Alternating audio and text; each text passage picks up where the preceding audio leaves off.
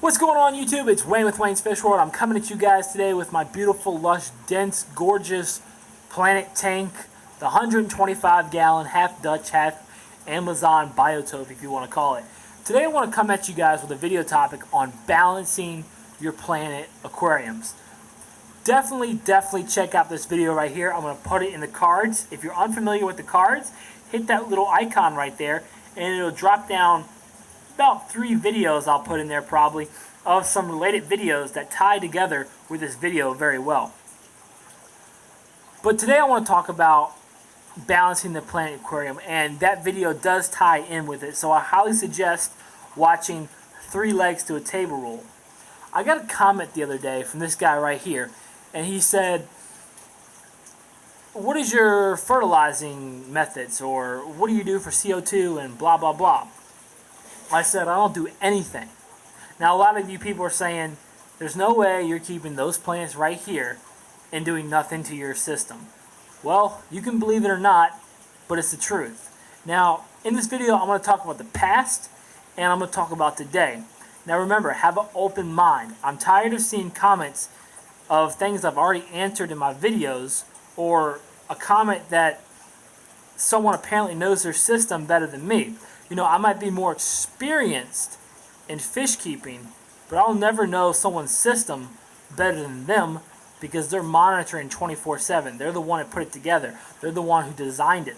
They are playing God in that little ecosystem, and I can never know more about that ecosystem than the one who created it, in my opinion. So, that being said, let's dive into it. We're going to go back in time.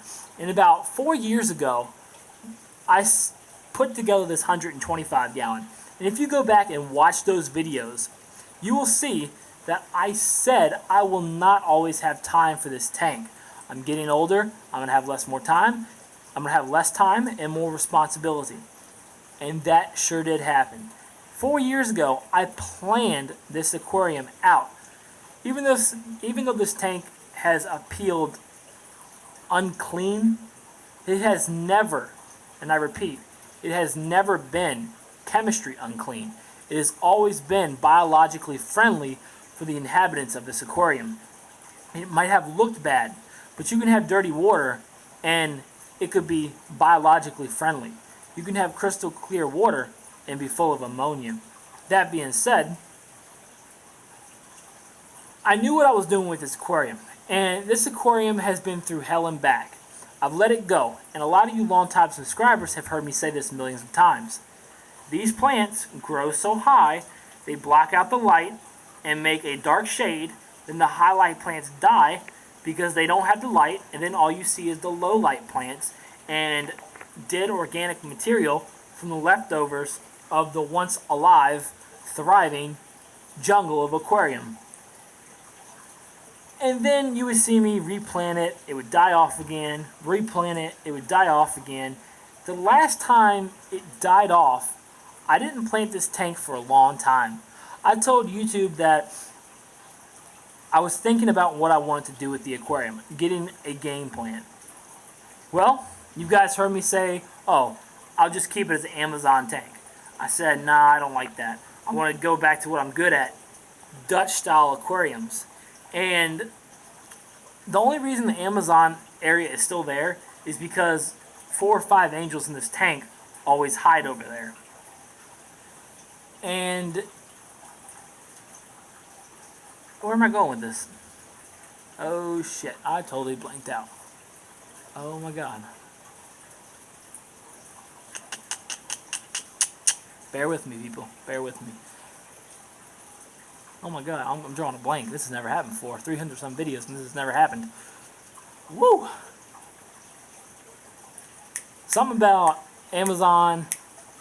Oh yeah! I was watching this video the other day, and this dude was making a video on basically covering what greenhouses don't want you to know. And he said if his boss ever saw this video, he'd probably get fired. One of the things he touched bases on in that video was the fact that he had customers say all the time that his plants in the greenhouse were healthy. He would say to them, ha ha ha, thank you very much, come back, blah blah blah, get out of here. But in reality, in the back of his mind, he was saying to himself, the plants weren't healthy. Now you're probably saying, why aren't greenhouse plants healthy? The reason he said is because his plants were so used to fertilizers that the second you took them off, they would wilt. Kind of like a druggie who's going through a withdrawal.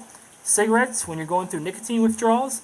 Alcohol, if you're going through withdrawals, your body goes crazy. The same thing happens to plants when it comes to their food. If you're used to drinking coffee or soda, oh boy, you're going to be tired if you're trying to quit. So when you look at a plant's perspective, if you take away its food sources, which it vitally needs, they're going to wilt and die. So this is my theory with my tank. Like I said, my tank. Don't take this for plant aquariums in general.